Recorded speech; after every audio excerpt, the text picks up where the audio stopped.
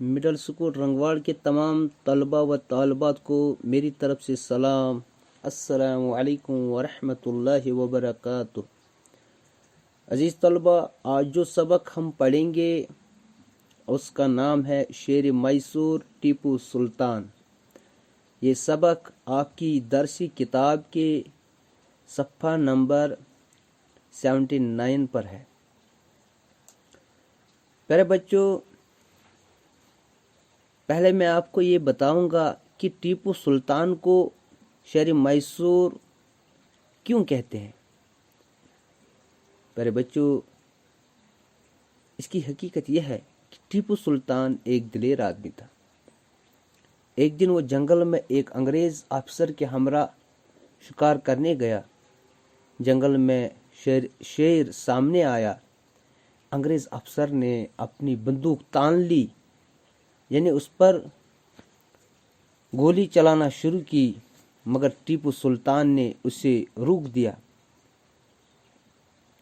ٹیپو سلطان نے کہا، گولی سے شیر کو مارنا بزدلوں کا کام ہے، اور ٹیپو سلطان نے اپنی تلوار سے ایک ہی وار میں شیر کی چاروں ٹانگیں اس کے جسم سے الگ کر دی۔ اس کے بعد ٹیپو سلطان کو شیر میسور کے نام سے یاد کیے جانے لگا۔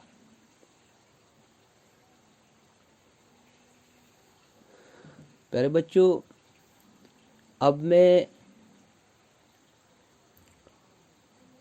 شیر تو میں نے بتایا ٹیپو سلطان کے نام کے ساتھ شیر کیوں ہے۔ اب میسور ٹیپو سلطان اصل میں ہندوستان کے جنوب میں ایک مشہور تاریخی شہر ہے۔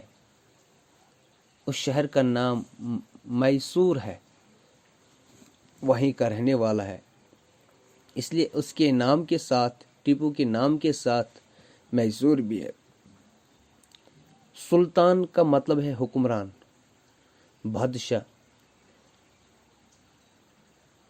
تو یہ تھی کچھ چیزیں جو آپ کے لیے جاننا ضروری ہے۔ پیارے بچوں، اب میں اس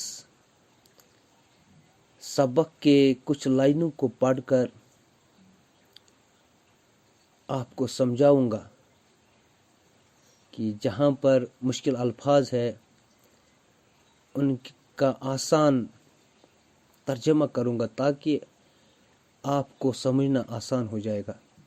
جنوبی ہندوستان میں میسور ایک تاریخی شہر ہے۔ آج سے تقریباً 250 سال پہلے اس علاقے میں حیدر نام کا ایک سپاہی تھا۔ پیارے بچوں، ہندوستان یعنی جنوبی ہندوستان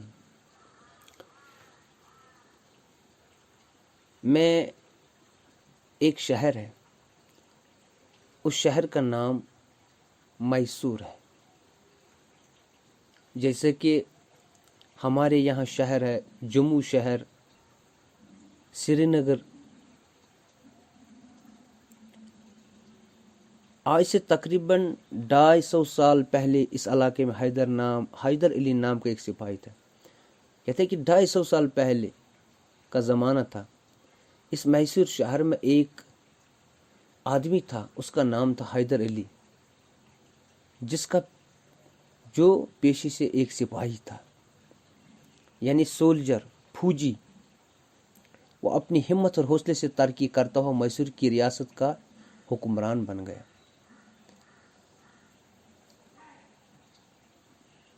وہ اپنی ہمت، یعنی وہ بہت دلیر آدمی تھا، کوریجس، اور اس ہمت کی وجہ سے، جدوجہد کی وجہ سے، سپاہی سے لے کر حکمران میسور شہر کا بن گیا، میسور ریاست کا بن گیا۔ 18ویں صدی کے آخری حصے میں انگریزوں نے مدراس میں اپنا اقتدار قائم کر لیا تھا۔ ہم سب جانتے تھے کہ ہندوستان کی آزادی سے پہلے ہندوستان پر انگریزوں کا راج تھا۔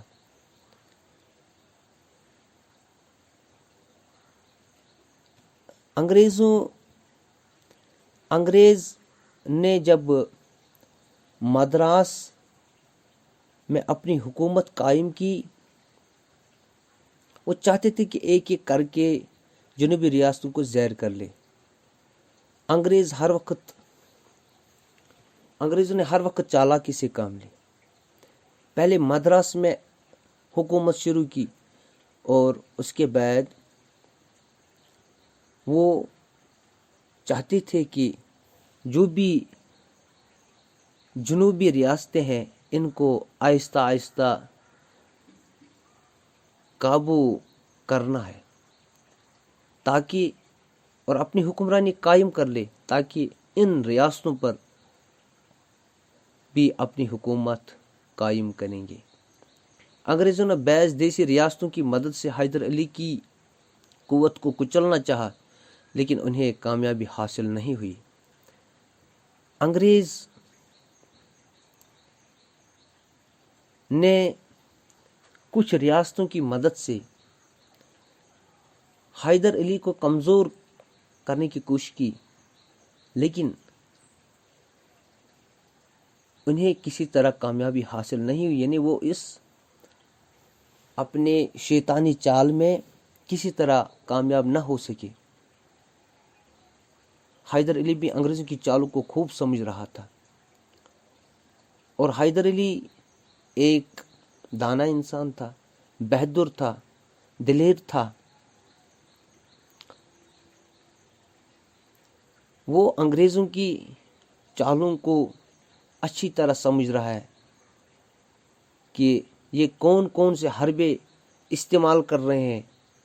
اس نے تنہا انگریزوں کو پے در پہ شکست دے کر اپنی بہادری کا لوہا منوایا۔ اس نے اکیلے انگریزوں کو ہر لڑائی میں شکست دے دی، اور آخر پر انگریزوں نے اس کی بہادری کا لوہا یعنی آخر پر انگریزوں نے اس کو بہادر تسلیم کیا۔ وہ اس چیز کے قائل ہو گئے کہ بے شک ٹیپو ایک دلیر، ہمت والا حکمران ہے، انسان ہے، اس کو شکست دینا بہت مشکل ہے۔ مگر اس کے بعد اللہ کو کچھ اور ہی منظور تھا۔ سن 1782 عیسوی میں اس کا انتقال ہو گیا۔ 1782 عیسوی میں وہ اس دنیا سے رحلت کر گئے۔ پیارے بچوں،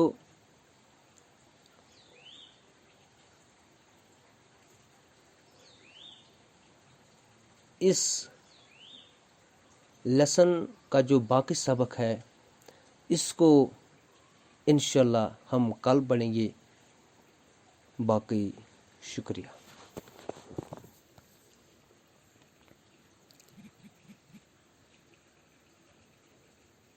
دونوں